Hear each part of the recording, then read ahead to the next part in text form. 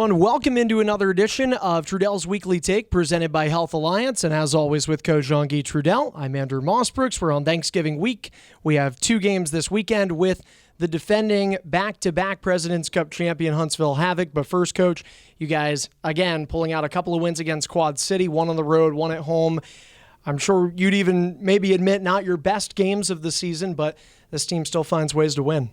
Yeah, the last four games were, I think we were playing good enough hockey to win, which coach is happy about, but not good enough to win in big games when, the playoffs or the end of the year. So we have a lot of things, a lot of adjustments to make, I think, in all sides of the puck. I think defensively, offensively, we're just playing a little bit slow right now. I thought Quad City had a great weekend. They outskated us. But, again, good teams always find a way. So the third periods, I think the guys just decided to come to work and do what they need to do to win both games. But, again, kudos to Quad City. They played a great weekend. They were fast. They were on the puck. They wanted it, and for us, it's a tough situation because, again, you're 10-0-1. Sometimes I don't want to say that word. I don't like it, but you get a little lazy. You get a little lazy in your details and everything you do. I always say it's really hard to win hockey games. You have to put your body through a lot of pain to win hockey games, and I don't think we're doing that right now. I think we are having great goaltending that's saving us a lot, and hopefully this weekend bring Huntsville a new team. It's kind of nice to play new teams, and they are the champs for 2 years in a row. They're doing a great job, and I think they're actually as talented, if not more talented, in the past few years. So it's going to be a great test for us, that's for sure. Of the three zones, you mentioned the last four games, there's been a little bit of laziness. Defensive, neutral zone, offensive zone, which one are you concerned about the most over the last few? Defensive zone. We pride ourselves on not giving great scoring chances. I call it level one of our chart that we do where we give scoring chances from, and I think against Quad City each game we gave like at least 8 or 9 great scoring chances from area 1 or area 2, which is they're no-nos, and we got lucky. Levine came up with great saves on breakaways and 2-on-1s or even in front of the net. And then I think the same thing with Jeremy. They just came up with big saves when we needed to. And then, like I said, in the third period, both games we played pretty well. Didn't give much in the third period and kind of got back to our type of game. But right now, defensively, we're not playing well as a unit. I think some guys are doing the job, but it seems like, and we talked about to our defensemen also, I think our defensemen right now, we're a little slow at closing gaps, a little slow at, eliminating time and space. And, when you play teams like Quad City that are fast, that skate, and teams like Huntsville this weekend, you just can't do that. You got to try to eliminate as fast as you can. And I always say D1, D2, F1, F2, they all have their own jobs. Right. And right now, it seems like we're waiting for everybody else to do our jobs instead of just doing your job. And I think we'll get back at it this weekend. We had a great meeting again today, and I think the boys are ready to step up their game again. We have a nice little break next week. During the season, I give a little break to my boys. I try to do it 3 times a year, and next week is our break for 4 days. So hopefully we can just put it all together this weekend and have a great weekend. Do you think that giving the guys a break, and to mention it, yes, it's coming after this Thanksgiving weekend, a couple of games against Huntsville, do you think sometimes when guys know there's a break coming up, that's when some of those tendencies to lay off the gas pedal kick in? No, actually, and as a coach, you take everything that happened, you study it, and I think the last few years, it's we always play great the weekend before the break. And it's the first game after the break that we're a little slow out of the gates, which is absolutely normal because you're just not in that battle mode every single day in practice that you do usually. But usually the weekend before that break, we always come out and are pretty intense in the way we want because no matter what, you have 4 or 5 days to heal up. So you can put it all on the line and do what you need to do to win hockey games. In the SPHL, there's always roster turnover and there's always new players coming in. This weekend, at least one guy is not going to be new, but I think he's going to be back in the lineup. Jacob Reichert looks like he's back from Fort Wayne in the ECHL. Tell me a little about that. Yeah, he just came back today, so we're excited. He was. I think we missed a lot of his energy. I think Jacob is that kind of quiet leader. that just by examples that he does on the ice, he blocks shots, he does whatever it takes, he takes bodies, he goes to the net, and all those things. I always say people just follow. I mean, without knowing it, he is that leader of the team. And even on the bench, I remember a few times before he left, he just always talked, okay, we're good, just relax, boys, let's do what we do. And he's kind of that quiet leader that people look up to. And again, when you have a guy like him, he brings that physical part also, that everybody plays a little bit bigger around him, and he's going to give us a chance to put back him and McCormick and Nemo together, a line that had a lot of success. So for us, we're extremely happy. We're disappointed for him. We always Heartsy, that's still up and probably going to be up for the year. We want our guys to get called up and stay there for the year and have a great career in that next level. But we're happy, of course, selfishly for our team. We're really happy to have him back. Well, and he said to me, I was talking to him a little bit before we did this, that when he got called up, it was an idea that was probably going to be a recall. More so than a long-term loan. And he said that you guys, just stayed in touch throughout that entire process. So how nice is it, too, when you talk about, I know when you recruit, you look for players as human beings and as players, you look for the qualities and the characteristics. How nice is it to have a guy that you knew he was going up, but he stayed in touch with you every step of the way, told you right away, hey, I'm ready to come back? It's absolutely phenomenal. And to be honest with you, I don't think you know a person until things like this happen. And what I do is when a guy gets called up, I don't get in touch with him. If he scores his first goal in the ECHL, I'll send him a quick text. But I always say, when you're here, I want you to give me 100% focus on Peoria. When he got called up by Fort Wayne, I want him to put all his energy in Fort Wayne and make sure he helps that team win hockey games. So I usually don't call my guys, but he was calling me right after the weekend, letting me know every step of the way what's going to happen. And actually, Ben Boudreau there in Fort Wayne, which not all the coaches are professional like that. He called me every day pretty much, letting me know exactly what's going to happen. When Reichs was about to get released, he called me that day if there's no injury. So it's really nice to actually work with people that are professional in that way and good people that way. So I had a great experience, and I think Reichs did too. He really liked Ben over there, and I really enjoyed him. I don't know, you always know guys want to get called up, but I think Peoria became kind of a special place for Reichs. He understands that here he's got an important role, and I think he gets tons of reps at important position where when he gets the call again, in which he will, he's used to the power play, used to the PK, so nothing kind of comes at him as a surprise. He's used to those situations, and I think he's starting to fall in love with Peoria also, so which is nice, is have players that want to be here when they're here and actually bring a lot of success to the team. I got to wonder, with a couple of call-ups already, he was one of them, Theo Calvis, as you mentioned, Ted Hart still up in Maine.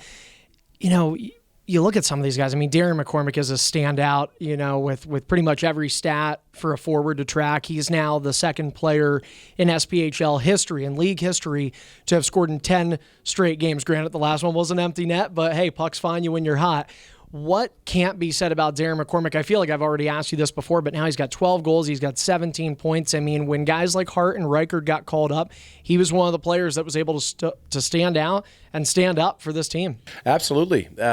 We talked about his energy. He doesn't stop. He just goes, and he goes to the dirty areas. And I always say, and I actually was talking to my friend Steve Ortman yesterday, if it wasn't for Darren McCormick, we wouldn't be 10-0-1, of course. He's got so many game-winning goals.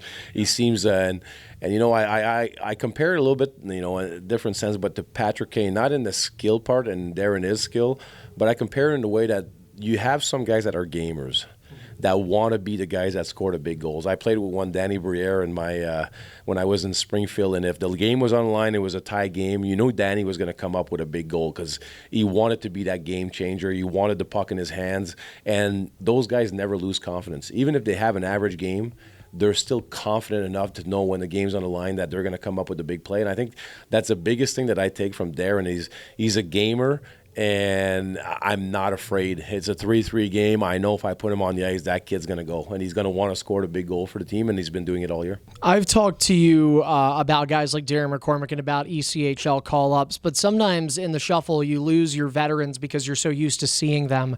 But Alec Hageman has been red hot now. He's got 7 points in his last 3 games. He had a big weekend, big one on Saturday with 2 goals. I mean, this is now the time where I think the captain knows, hey, I've got to stand up too.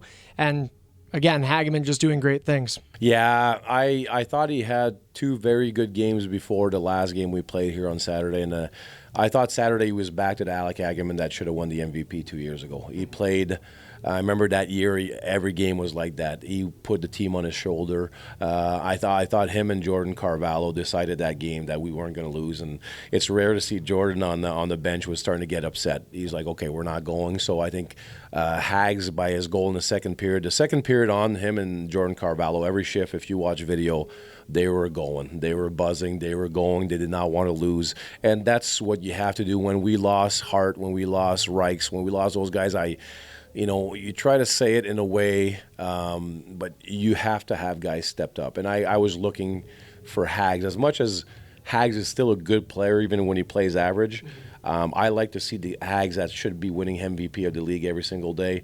Jordan Carvalho, I think, played an absolutely phenomenal game. He's been great since the beginning of the year defensively and doing all the right things in the little areas, but it's always nice when you do all those right things to get points. You know what I mean? Because at the end of the day, as a forward, it's always nice to score a goal. It's always, especially the game-winning goal there on Saturday by Jordan with a great tip. And we needed guys to step up, and they did. I mean, even like Cody Dion, I thought the last 2-3 games, he hasn't scored. But when you get 4 or 5 scoring chances a game and he's back to the front of net, he's back to bumping in the neutral zone, being big Cody that we know, being a pain to everybody else that pays him. And those things in the long run, I told Cody yesterday, I'm like, I know you're frustrated, but they're going to come. By doing the right things every day, I think he's getting in better shape. And those, like I said, my veterans stepped up. And what can we say about Ernie, too? Ernie, big 2 goals. And he's another guy a little bit like McCormick. He's starting to get in shape. And he likes to be a game changer. He likes to score the big goal. So and that's what happens when guys get called up. Next guy in line jumps in and do what they need to do. You know, we look at stats, and that's, I think, for someone that doesn't have the trained eye, it's the easiest thing to point to, and he doesn't have enough, or he has a bunch of points, he must be the best. Earlier in this interview, you mentioned Huntsville, and you said, they may be even more skilled than when they won the President's Cup. But the stats show they're 6-5-1, so they're a bubble 500 team. What are you seeing in video and those other details that the stats aren't showing that indicates how good this team is? Well, I think at the center position they added Bates, which they had him 2 years ago. They didn't have him last year. And to me in this league, Bates is an absolute all-star because he's a little bit like a Carvalho defensively. He skates really well, but also offensively he's always their leading scorer or at top of the list. And then they added Kid Cardi that came from I thought he was the best D3 player in the country last year. So they added a lot of pieces to get even faster, I thought. And then they have their probably 12, 13 forwards that all came back, that come back every single year. Their D-core is the same as they had as last year when they won the championship. So you're another year ahead of the curve because, those guys, I always say another year of experience is big in hockey. So they're even better players now. Plus they added that talent up front. So I don't look at the record with Huntsville because they're always been known to start slow. They know what they have to do. To me, they probably have the most talented team in the league, so they know they're going to be in the playoffs. I think it's about all putting it together for them and at the end coming out strong. So, and it's funny, those teams, we had some great battles over the years, so they always get up for Peoria and we get up for them because we know how good they are and we want to prove we're better, and the same thing for them. So for me, their 6-5-1 record is not what I've seen the last few games, and they're out shooting teams by 20, and they're in their zone the whole time. So for me, I still know they're a great team. Yes, the goals are not coming, but I still know how good they can be. You talk about getting up for games. I was going to ask you, obviously as a coach, you want all 56, everybody with 100%, and naturally throughout the season there will be some games.